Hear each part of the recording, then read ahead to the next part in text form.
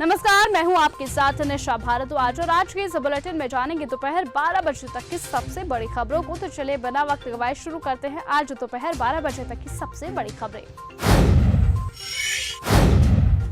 संभल के कई इलाकों में अतिक्रमण विरोध अभियान। उत्तर प्रदेश के संभल जिले के संभल, चंदौसी, बहजोई और सिरसी में अतिक्रमण विरोधी अभियान चल रहा है।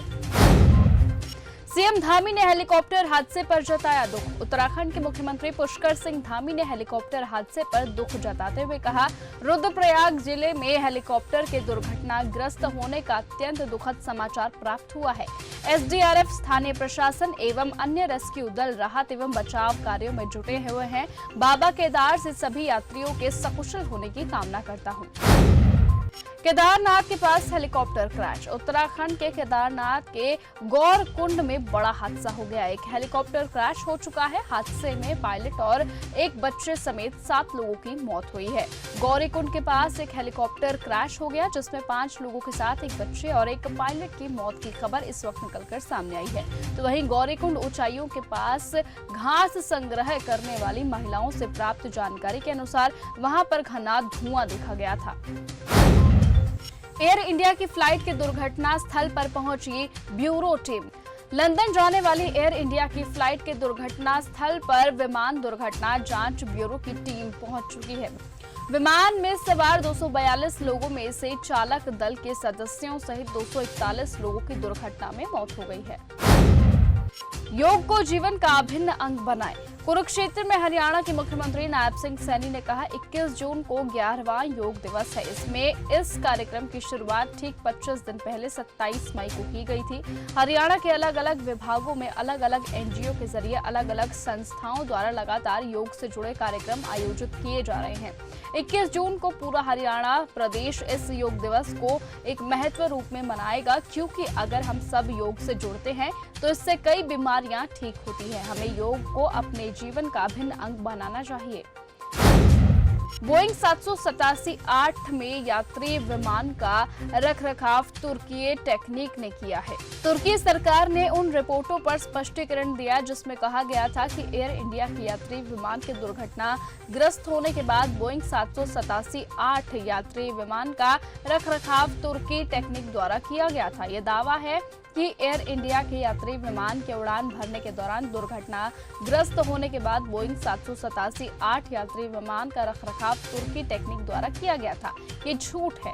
2024 और 2025 में एयर इंडिया और तुर्की टेक्निक के बीच समझौते के तहत रखरखाव सेवाएं विशेष रूप से B777 प्रकार के वाइड बॉडी विमानों के लिए प्रदान की जाती है। दुर्घटना में शामिल बोइंग 787-8 ड्रीम लाइनर इस समझौते के दायरे में नहीं आता। आज तक तुर्की टेक्निक ने इस प्रकार के किसी भी एयर इंडिया विमान का रखरखाव नहीं किया है। बिहार में अपने बच्चों के भविष्य के लिए वोट करें। जनसुराज के संस्थापक प्रशांत किशोर कहते हैं कि किसी नेता या राजनेता के लिए नारे मत लगाइए। आपके पूर्वजों की इस धरती के सम्मान का ही एक नारा है, जय बिहार, जय जय बिहार। मैं वोट नहीं मांग रहा हूँ। बिहार में बदलाव होना चाहिए। बिहार में जनता का शासन होना चाहिए। बिहार में अपने बच्चों के भविष्य के लिए आप वोट करें। आज से साइप्रस यात्रा पर रहेंगे पीएम मोदी। प्रधानमंत्री नरेंद्र मोदी 15 से 16 जून 2025 तक साइप्रस की आधिकारिक यात्रा पर रहेंगे। ये दौरा साइप्रस गणराज्य के राष्ट्रपति निकोस के आमंत्रण पत्र पर हो रहा है। 2 दशकों से अधिक समय बाद किसी भारतीय प्रधानमंत्री की ये पहली साइप्रस यात्रा होगी।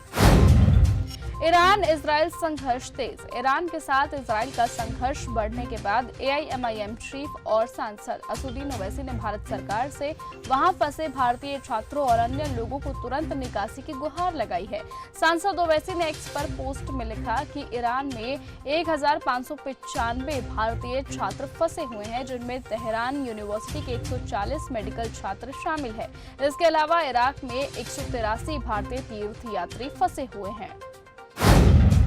प्लेन क्रैश के बड़े अपडेट। अहमदाबाद में हुए भीषण विमान हादसे ने पूरे देश को झकझोर कर रख दिया। एयर इंडिया के ड्रीम लाइनर विमान AI-171 की इस त्रासदी में अब तक 270 लोगों की जान चली गई, जिसमें से अधिकांश की पहचान अभी तक नहीं हो सकी है। शवों की पहचान के लिए DNA सैंपल लिए जा रहे हैं। शनिवार तक 9 मृतकों की DNA सैंपल मैच हुए, जिसके बाद शवों को परिवार को हैंडओवर कर देने की प्रक्रिया भी शुरू हो गई। घटना के बाद से सभी अभी तक मलबे से शवों को निकालने का सिलसिला लगातार जारी है। शनिवार को घटनास्थल से एक शव निकाला गया था, जिसे DNA जांच के लिए सिविल अस्पताल भेजा गया था। तो फिलहाल आज के इस बुलेटिन में सिर्फ इतना ही। देश और दुनिया की तमाम बाकी खबरों से ऐसे ही जुड़े रहने के लिए आप बने रहिए और लगातार देखते रहिए न्यूज़ गंगा। नमस्कार।